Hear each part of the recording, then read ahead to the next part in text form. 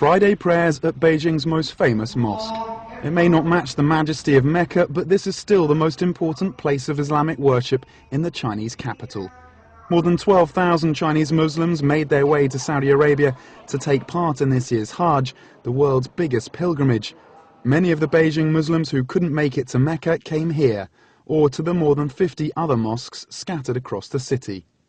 I'm inside Niujie Mosque. It's the oldest mosque in Beijing, and it's a focal point for the capital's Muslim community. Like other mosques across China, there are restrictions on this one. It has to be registered with the state, and the appointment of the imam has to be vetted by government officials. But despite those restrictions, people from across the capital flock here every week for Friday prayers. My family, my whole family, Muslim. So my father, my mother, grandfather, grandmother. And now in China, more and more Muslim. Lots of my friends, before they are not Muslim, but now they're Muslim. Chinese Muslims aren't technically allowed to attend the mosque before they're 18, though some parents clearly turn a blind eye to that law. The only Qurans allowed are those sanctioned by the state, and teaching the holy book in private is banned.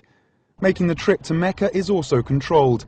Chinese Muslims have to join a tour if they want to take part in the pilgrimage. But Xia Zongping, a professor of Islamic studies at Peking University and a practicing Muslim himself, says life for China's Muslims is improving. He points to the growing number of mosques being built across the country. That includes women-only mosques and even female imams, rare in many parts of the Muslim world. There's also been a growth in the number of Islamic groups in the country. The Cultural Revolution was disastrous for all religions in China. Islam was badly affected during that time.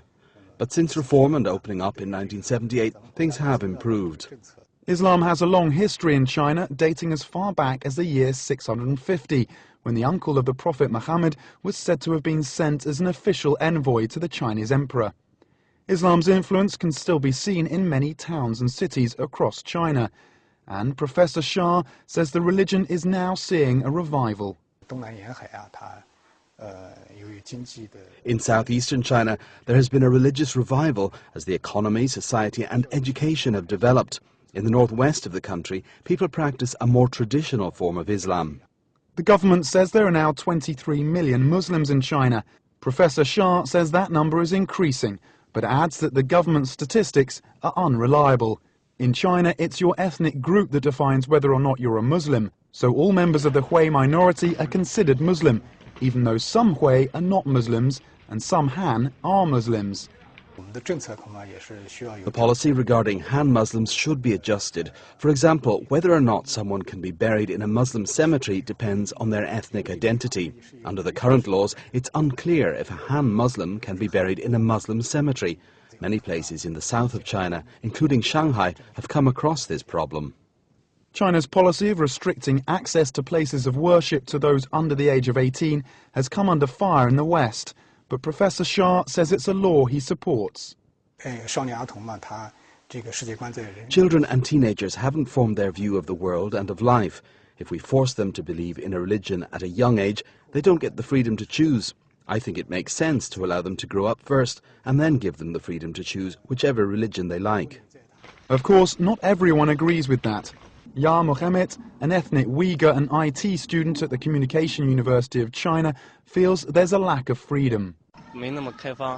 Things aren't so open here. The fact that we're only allowed to pray in the mosque from the age of 18 is an example of that. Rayela, also an ethnic Uyghur and an 18-year-old journalism student who goes by one name, says the biggest problem she's faced is ignorance. I've no time, no space to pray. If I do it in the dormitory, my roommates might think I'm strange. My classmates ask me questions like, why do you believe in religion? Rayela's experience is of course her own, but her struggle to keep true to her religion in a country gripped by change echoes that of many of China's young Muslim population. My grandparents are very devout Muslims, and they hope I can be the same, but I can't follow their wishes. I love them and I would like to obey them, but I am a student and I'm under a lot of pressure to study. I have to study science and sometimes science clash with religion. This is the era I'm living in and I have to fit in with society. Tom Mackenzie, BON.